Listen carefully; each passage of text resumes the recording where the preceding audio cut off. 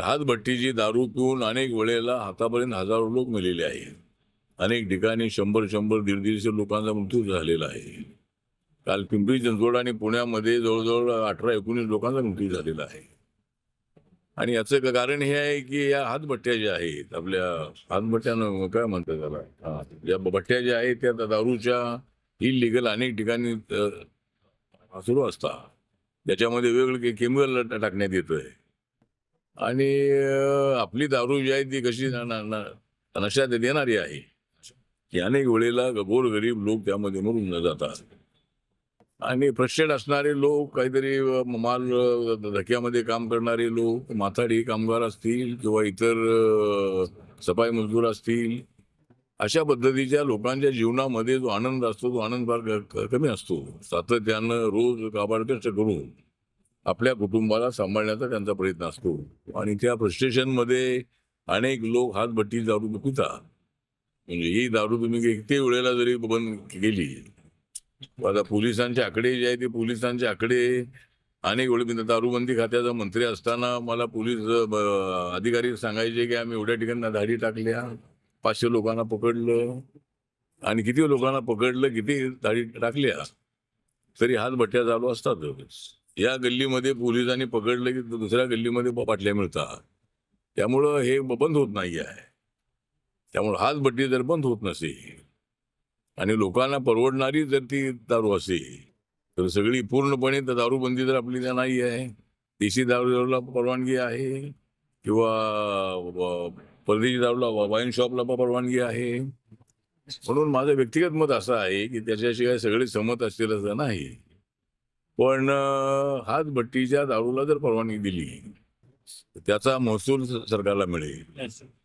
त्यानंतर हातभट्ट्या ज्या आहेत त्या हातभट्ट्यांवर कंट्रोल ठेवता येईल. म्हणजे हातभट्ट्या म्हणजे तुम्ही दारू बनवता ती कशी दारू असावी, तर या दृष्टिकोनातून त्याच्यावर पूर्णपणे प्रशासनाचं कंट्रोल असेल. आणि मग मला वाटतं हे जे अशा पद्धतीची प्राणहानी होते आहे तर ही होणार नाही. त्यामुळे याचाही विचार सरकारने करावा, अशा पद्धतीची माझी सूचना आहे. मराठा समाजाच्या आरक्षणासाठी मनोज जरांगे पाटील हे उन्हामध्ये बसले होते. जरांगे पाटील जरी बसलेली होती उन्हात, तरी मराठा समाजाला आरक्षण देणं आहे आमच्या मनात. त्यामुळे आमच्या मनामध्ये तर त्यांना आरक्षण देण्यात आहेच आहे. आणि राज्य सरकारने मराठा समाजाला 10% आरक्षण ऑलरेडी दिलेलं आहे.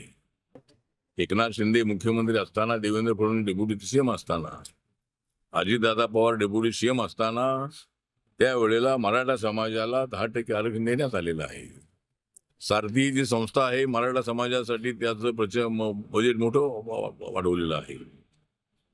पण माननीय जरांगे पाटील यांचं जे म्हणणं आहे की सगळ्या मराठ्यांना आपण कुणबी माना, तर त्यांचं लॉजिकली म्हणणं बरोबर आहे की मराठा समाज हा कुणब्यांप्रमाणे शेतावर काम शेती करणारा समाज आहे.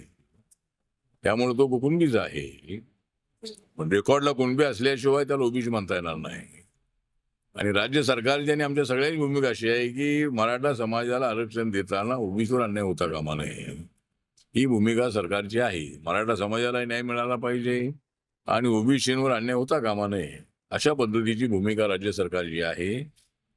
आणि त्यामुळं मला असं वाटतं की ज्यांच्या नोंदी कुणबी आहेत अशा कुटुंबातल्या मुला मुलींना हे आरक्षण मिळालं पाहिजे ओबीसीचं. पण सरसकट मराठा समाजाला ओबीसी म्हणता येणार नाही आहे. ओबीसीच्या यादीमध्ये मराठा समाज नाही. आणि जर त्यांना ओबीसी अशा पद्धतीचा निर्णय राज्य सरकारने घेतला तर कोर्टामध्ये काय तो टिकणार नाही आहे. मराठा समाजाच्या आरक्षणाला सर्वात अगोदर आमच्या पक्षाचा पाठिंबा राहिलेला आहे. पॅन्थरच्या काळामध्ये आम्ही नामांतरासाठी मोर्चे काढलेले आहे. त्यावेळेला मंडल कमिशनच्या शिफारशी मान्य करा ही मागणी आम्ही केली होती. त्यानंतर गरीब मराठा समाजाला आरक्षण मिळालं पाहिजे ही मागणी आम्ही केलेली होती. त्यामुळे मराठा समाजाच्या आरक्षणाला आणि मनोज जरांगे पाटील यांच्या आंदोलनाला आपला पूर्णपणे पाठिंबा आहे. पण मराठा समाजाला आता आरक्षण देण्याच्या संबंधामध्ये जरांगे पाटील यांच्या ज्या मागण्या आहेत त्याच्यावर सरकार विचार करत आहे. त्यांनी उपोषण मागेही घेतलेलं आहे. तर पाहूया आता काय निर्णय होतोय तो, पण निर्णय लवकरात लवकर व्हावा अशी आमची इच्छा आहे. शेड्यूल कास्टमध्ये जे उपवर्गीकरण जे आहे त्या संबंधामध्ये सुप्रीम कोर्टाने असं सांगितलेलं आहे की शेड्यूल कास्ट मधल्या ज्या जाती आहेत, महाराष्ट्रामध्ये 59 जाती आहेत आणि ऑल इंडियामध्ये 1200 जाती आहे, त्यांचं कॅटेगरायझेशन करायला सुप्रीम कोर्टाचा विरोध होता याच्यावर. आमची भूमिका अशी आहे की कुठल्याही जातीवर अन्याय होऊ नये, सगळ्या जातींना त्या आरक्षणाचा फायदा होणं अत्यंत आवश्यक आहे. तर माझी सूचना अशी आहे की आता 27 मध्ये जी जनगणना होणार आहे, या जनगणनेमध्ये बौद्ध किती आहेत, मातंग किती आहेत, चर्मकार किती आहेत, कक्कया किती आहेत, मांगारुडी किती आहेत, किंवा ज्या सगळ्या 59 जाती आहेत, तर त्या जातींच्या लोकसंख्येच्या प्रमाणामध्ये त्यांना आरक्षण द्यावं अशी आपली मागणी आहे. कुणावरती अन्याय होऊ नये. आणि अनेक समाजातल्या लोकांचा त्याला विरोध आहे. बौद्ध समाजातल्या लोकांचंही म्हणणं आहे, आमच्यामध्ये खूप पाडू नका. चर्मकार आणि कक्कया समाजाचं, ढोर समाजाचं म्हणणं आहे की आम्हाला हे मान्य नाही कॅटेगरायझेशन. पण मातंग समाजाची आग्रही मागणी आहे आणि त्यांची रास्त मागणी आहे की त्यांना आरक्षणाचा फायदा झाला नाही.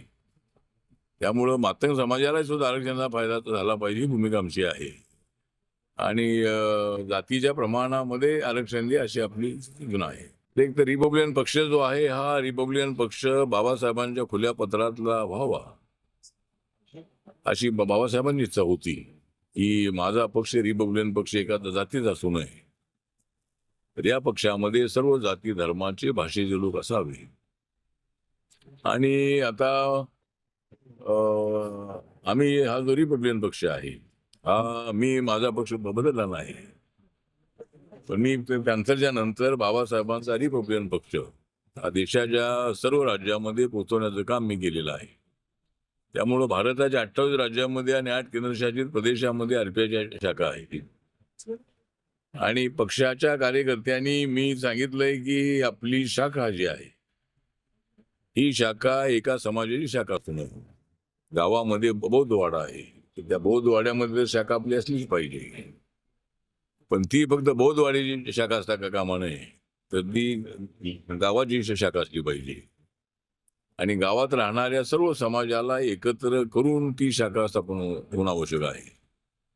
त्याशिवाय रिपब्लिकन पक्ष पॉलिटिकली स्ट्रॉंग होणार नाही. आणि बाबासाहेबांना एका जातीचं राजकारण अमान्य होतं, म्हणजे एका जातीच्या मतावर आपण निवडून येत नाही आहे.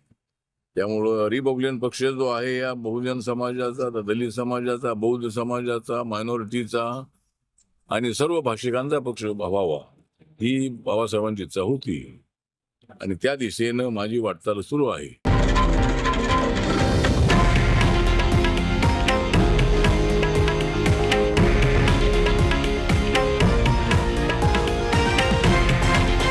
हे आहे देशातील नंबर 1 न्यूज नेटवर्क आणि आपण पाहत आहात TV9 मराठी, एकमेव.